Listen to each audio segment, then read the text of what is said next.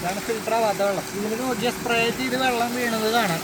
ഇതാണിപ്പോൾ ഫിൽറ്ററായി വരുന്ന വെള്ളം. അതല്ല, 10 വർഷം മുമ്പാണ് ഈ പ്ലാന്റ് വെക്കുന്നത്. അന്ന് ഈ പ്ലാന്റ് ഇവിടുത്തെ കസ്റ്റമർ ഇൻസ്റ്റാൾ ചെയ്യുമ്പോൾ 1.25 ലക്ഷം രൂപയോളം ഇൻവെസ്റ്റ് ചെയ്തിട്ടാണ് അദ്ദേഹം ഈ പ്ലാന്റ് ഇൻസ്റ്റാൾ ചെയ്തത്.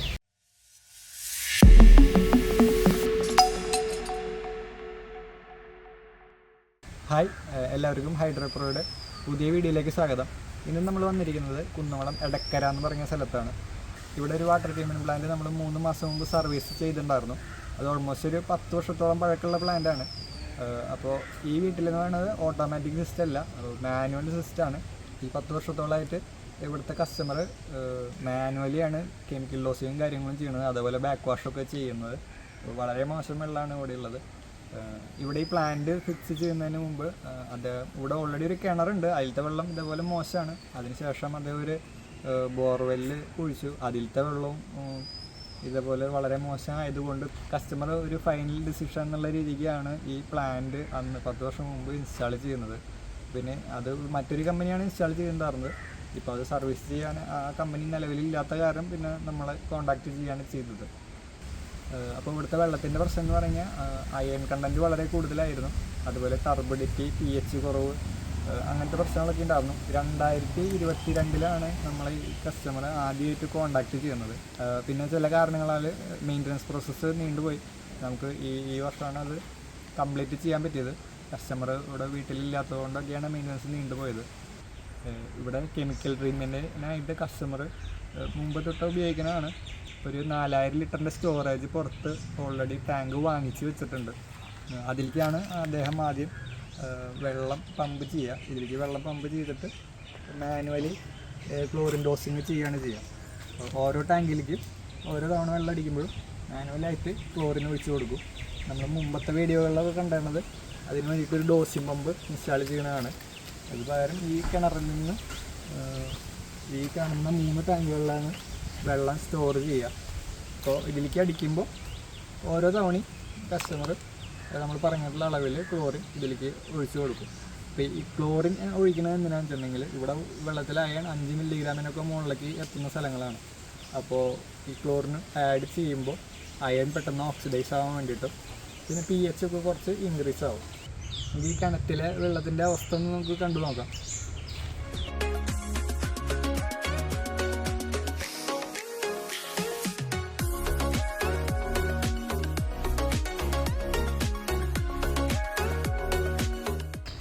ഇവിടെ ഈ ടാങ്കുകളൊക്കെ മുമ്പ് നോക്കിയാൽ കാണും വെള്ളം ഓവർഫ്ലോ ആയി പോയിട്ട് അയണിൻ്റെ സ്കെയിലിംഗ് ആണ്. അത്രയും മോശം വെള്ളമാണ് ഇതിൽ വരുന്നത്. ഇതിലിപ്പോൾ പകുതിയോളം ടാങ്ക് വെള്ളമുണ്ട്. പിന്നെ ഈ ടാങ്കാണ് ആദ്യം അദ്ദേഹം ഫസ്റ്റ് പ്ലാന്റ് വെച്ചിരുന്ന സമയത്ത് ഈ ടാങ്കാണ് ഉപയോഗിച്ചിരുന്നത്. ഇപ്പോഴും ഉപയോഗിക്കുന്നുണ്ട്. മറ്റേ 2 ടാങ്കും 2-3 വർഷത്തിനിടയ്ക്ക് വാങ്ങിച്ചതാണ്. ആദ്യം ഈ 2000 ലിറ്ററിൻ്റെ ടാങ്ക് മാത്രമാണ് ഉപയോഗിച്ചിരുന്നുള്ളൂ. ഇതിലെ വെള്ളം നമുക്ക് ഇവിടെ കാണാൻ പറ്റും. ഇതിപ്പോൾ ക്ലോറിൻ ഒഴിച്ചിട്ടാണ് വെള്ളമാണ്. ഇത് ഓൾമോസ്റ്റ് ഒരു 6 മണിക്കൂർ തൊട്ട് 12 മണിക്കൂർ വരെ എടുക്കും ഇത് ക്ലിയറായി വരാൻ. ആ ടാങ്കിലെ വെള്ളം മുമ്പ് അടിച്ചിട്ടാണ് അതിൽ കയറി നോക്കി കഴിഞ്ഞിട്ടുണ്ടെങ്കിൽ കുറച്ചുകൂടി ക്ലിയറായ വെള്ളം കാണാൻ പറ്റും.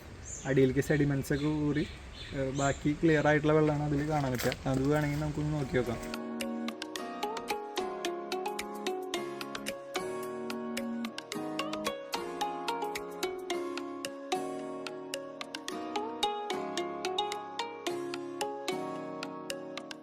ഇതിപ്പോൾ ഓൾറെഡി ഒരു 10 മണിക്കൂർ മുമ്പ് ക്ലോറിനൊക്കെ ഒഴിച്ചിട്ടാണ് വെള്ളമായതുകൊണ്ടാണ് അടിഭാഗം ക്ലിയർ ആവുന്ന രീതിക്ക് കാണുന്നത്. ഇല്ലെങ്കിൽ ആ ടാങ്കിൽ കണ്ട പോലെ കലങ്ങിയിട്ടാണ് കിടക്കുക. കുറേ സമയം പിടിക്കും അത് സെറ്റിലാവാൻ വേണ്ടിയിട്ട്. ഇതിലെ വെള്ളം കുറച്ച് വെള്ളം പിന്നെ അവർ മുകളിലേക്ക് അടിച്ചിട്ടുണ്ട്, ഫിൽറ്റർ ചെയ്ത് മുകളിലേക്ക് അടിച്ചിട്ടുണ്ട്. അതുകൊണ്ട് പകുതി വെള്ളമുള്ളൂ. അപ്പോൾ ഇത് കഴിയാറാകുമ്പോൾ ഇത് റീഫില്ല് ചെയ്യും. അതിനുശേഷം ആ വെള്ളം ഫിൽറ്റർ ചെയ്യാൻ വേണ്ടിയിട്ട് വെക്കും. അങ്ങനെയാണ് അവിടെ ചെയ്യുന്നത്. ഫിൽട്രേഷൻ യൂണിറ്റ് വരുന്നത് അവിടെയാണ്. നമുക്കത് പോയി നോക്കാം.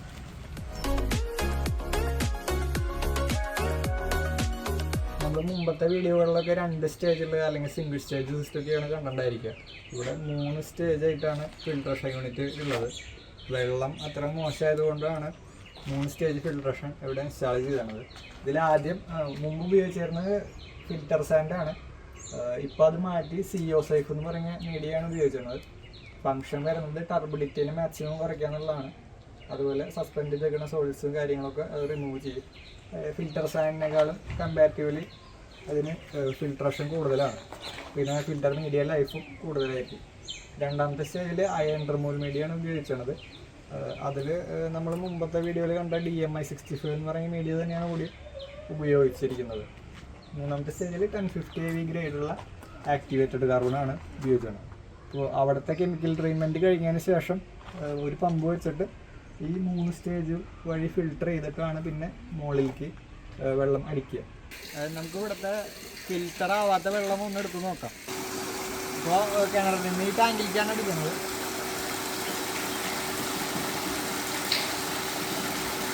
ഇതാണ് ഫിൽറ്റർ ആവാത്ത വെള്ളം. ഇതിൽ നോക്കിയാൽ സ്പ്രേ ചെയ്ത് വെള്ളം വീണത് കാണാം. അത് എയറേഷന് വേണ്ടിയിട്ടാണ് ഇങ്ങനെ ചെയ്തത്. എയറേഷൻ കിട്ടാൻ വേണ്ടിയിട്ടാണ് അങ്ങനെ ചെയ്തത്. ഇതാണ് ഇപ്പോൾ ഇവിടെ ഫിൽറ്റർ ആവാണ്ട് വരുന്ന വെള്ളത്തിൻ്റെ അവസ്ഥ വേണത്. ഇത് കുറേ നേരം കഴിയുമ്പോൾ വീണ്ടും കളർ വരും. അയൺ ഓക്സിഡൈസ് ആകുമ്പോൾ കളർ വന്ന് ചെളി വെള്ളം പോലെ ആവുക. നമുക്ക് ഫിൽറ്റർ ആയി പോകുന്ന വെള്ളം ഒന്ന് എടുത്ത് നോക്കാം.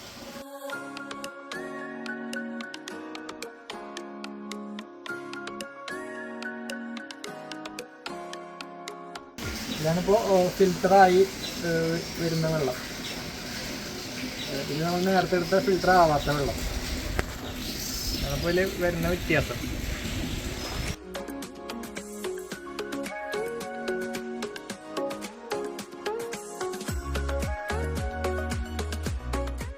ഇവിടെ നമുക്ക് ഈ കെമിക്കൽ ട്രീറ്റ്മെൻറ്റ് ഇല്ലാണ്ട് ഈ ഫിൽട്രേഷൻ യൂണിറ്റ് മാത്രം വെച്ചിട്ട് നമുക്ക് പ്ലാന്റ് റൺ ചെയ്യാൻ പറ്റില്ല. അങ്ങനെ ചെയ്ത് കഴിഞ്ഞാലും വളരെ കുറച്ച് ദിവസത്തേക്ക് മാത്രമേ ചിലപ്പോൾ ഫിൽട്ടർ യൂണിറ്റ് വർക്ക് ചെയ്യുള്ളൂ.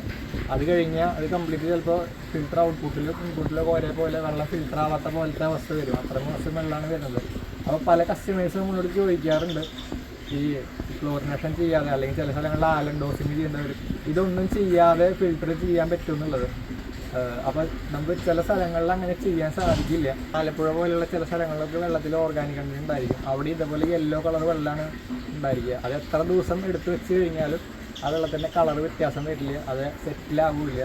അപ്പോൾ അങ്ങനെയുള്ള സ്ഥലങ്ങളിലൊക്കെ നമുക്ക് ഇതേപോലെ മുമ്പത്തെ വീഡിയോയിൽ കണ്ട പോലെ അല്ലെങ്കിൽ ഈ വീഡിയോയിൽ കാണുന്ന പോലെയൊക്കെ കെമിക്കൽ ട്രീറ്റ്മെൻറ്റ് ചെയ്യേണ്ടി വരും. അതൊരു വാട്ടർ ട്രീറ്റ്മെൻറ്റ് സ്റ്റാൻഡേർഡ് പ്രൊസീജിയറാണ്. അങ്ങനെ കെമിക്കലില്ലാതെ ചില സ്ഥലങ്ങളിൽ നമുക്ക് വെള്ളം ട്രീറ്റ് ചെയ്യാൻ സാധിക്കില്ല. അപ്പോൾ അത് എല്ലാ സ്ഥലത്തും ഇതേപോലെ മെക്കാനിക്കൽ ഫിൽറ്റർ മാത്രം വെച്ച് ക്ലിയർ ചെയ്യാൻ പറ്റിക്കൊള്ളണമെന്നില്ല. അത് നിങ്ങൾ എന്തായാലും അറിഞ്ഞിരിക്കേണ്ടതാണ്. നമുക്ക് പല കസ്റ്റമേഴ്സും അങ്ങനെ എൻക്വയറി വരാറുണ്ട്. അപ്പോൾ നമ്മൾ റിസൾട്ടിനെ ബേസ് ചെയ്തിട്ടാണ് ഇത് എങ്ങനെയൊക്കെ ചെയ്യണം എന്നുള്ളത് തീരുമാനിക്കുന്നത്. പിന്നെ സിസ്റ്റത്തിൻ്റെ കോസ്റ്റാണ് പല കസ്റ്റമേഴ്സും നമ്മളോട് ചോദിക്കാറ്. ഇപ്പോൾ ഇത് ഞാൻ പറഞ്ഞല്ലോ 10 വർഷം മുമ്പാണ് ഈ പ്ലാന്റ് വെക്കുന്നത്. അന്ന് ഈ പ്ലാന്റ് ഇവിടുത്തെ കസ്റ്റമർ ഇൻസ്റ്റാൾ ചെയ്യുമ്പോൾ 1.25 ലക്ഷം രൂപയോളം ഇൻവെസ്റ്റ് ചെയ്തിട്ടാണ് അദ്ദേഹം ഈ പ്ലാന്റ് ഇൻസ്റ്റാൾ ചെയ്തത്. ഇത് ഈ 2-3 മാസം മുമ്പ് ഞങ്ങൾ റീഫില്ല് ചെയ്യുമ്പോഴും ഓൾമോസ്റ്റ് ഒരു 50,000 രൂപ എടുത്ത് ഇത് റീഫില്ലിങ്ങിന് മാത്രം കോസ്റ്റ് ആയിട്ടുണ്ട്. അപ്പോൾ നമുക്ക് വരുന്ന മെജോറിറ്റി എൻക്വയറീസിലും ഏറ്റവും ചിലവ്, അതായത് റിസൾട്ടുകൾ അത്രയും മോശമായിരിക്കും ചെയ്യും. പക്ഷേ കസ്റ്റമേഴ്സ് ഏറ്റവും വില കുറഞ്ഞ ഫിൽറ്ററാണ് അന്വേഷിച്ച് വരാറ്. നിങ്ങൾ ആദ്യം മനസ്സിലാക്കേണ്ടത് വെള്ളം നമുക്കങ്ങനെ ഏറ്റവും ചിലവ് കുറഞ്ഞ ഫിൽറ്റർ യൂണിറ്റ് വെച്ചിട്ട് ഏറ്റവും മോശം വെള്ളം ക്ലിയർ ചെയ്ത് എടുക്കാൻ പറ്റില്ല. അങ്ങനെ ചെയ്യുന്നുണ്ടെങ്കിൽ അതിൽ ഉപയോഗിക്കുന്ന മീഡിയയും കാര്യങ്ങളൊക്കെ അത്ര വില കുറഞ്ഞ മീഡിയകളായിരിക്കും ഉപയോഗിക്കുന്നുണ്ടായിരിക്കുക. ആ ഫിൽറ്റർ യൂണിറ്റിന് എത്ര കാലം ലൈഫ് കിട്ടും എന്നുള്ള കാര്യങ്ങളൊന്നും ഉറപ്പ് പറയാനും പറ്റില്ല. പിന്നെ ഈ വെള്ളം എന്ന് പറഞ്ഞാൽ നമ്മൾ കുടിക്കാനും ഉപയോഗിക്കുന്നത്, അതുപോലെ നിങ്ങളുടെ സാനിറ്ററീസ് ഡാമേജ് ആവാതിരിക്കണം. അപ്പോൾ എല്ലാ പർപ്പസിനും ഉപയോഗിക്കുന്നതാണ്. അപ്പോൾ അതുകൊണ്ട് നിങ്ങൾ ഒരിക്കലും വെള്ളം ട്രീറ്റ് ചെയ്യാൻ വേണ്ടിയിട്ട് ഏറ്റവും വില കുറഞ്ഞ ഒരു പ്രൊഡക്റ്റ് അന്വേഷിച്ച് ഇറങ്ങരുത്. സിസ്റ്റം നല്ല ക്വാളിറ്റി ഉള്ള മീഡിയ ഉപയോഗിച്ചിട്ടുള്ള ഫിൽട്ടർ യൂണിറ്റ് തന്നെ നിങ്ങൾ ഇൻസ്റ്റാൾ ചെയ്യാൻ മാക്സിമം നോക്കുക. ഇല്ലെങ്കിൽ അത് നമ്മുടെ ആരോഗ്യത്തിനും അതുപോലെ നിങ്ങളുടെ വീട്ടിൽ ഉപയോഗിക്കുന്ന സാനിറ്ററീസും കാര്യങ്ങളൊക്കെ ഡാമേജ് ആകുമ്പോൾ നമ്മുടെ പൈസ തന്നെയാണ് നഷ്ടം വരിക. അതുകൊണ്ട് നിങ്ങൾ ക്വാളിറ്റിയിൽ കോംപ്രമൈസ് ചെയ്തിട്ട് ഒരിക്കലും വാട്ടർ ട്രീറ്റ്മെൻറ്റ് പ്ലാന്റ് വീടുകളിലേക്ക് ഇൻസ്റ്റാൾ ചെയ്യാൻ നോക്കരുത്.